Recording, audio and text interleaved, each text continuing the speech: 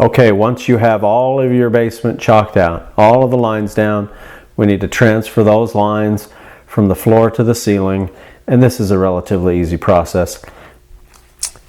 If you don't have a laser level, which could be helpful in this point to be sure, but I'm assuming that we're not having access to a laser level, and we're going to do this just with maybe the tools that are readily available, and that's going to be our stud and our level again. So what you're going to do is get a nice straight stud and your level. We're going to put the level right on the stud and use the stud to transfer our line to the ceiling. Place this stud right on your line. Once you have it on your line, put the level on there, push your level up so that it hits the joist in the ceiling. You want to be right under a joist. Once you get your level just right, transfer your mark to your ceiling. Now you have a mark to use as your starting point for a chalk line.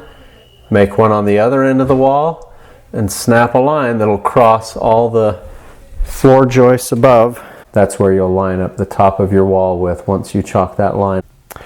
Okay, that's it. That's a lot of work to chalk out all those lines. It takes quite a bit of time to make sure it's done right. Double check all your measurements, but once you're done, you should have all your lines on the floor where they should be.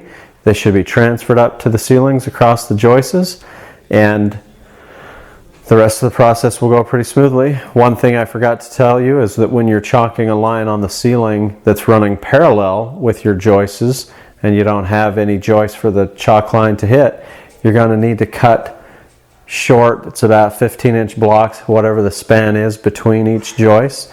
You're going to need to cut blocks and nail them up between each joist so that you have not only something to chalk a line against, but something to nail the top of your wall to, the top plate of your wall to. Make sure that they're flush with the bottoms of the joists above, and that'll be the place where you chalk your line.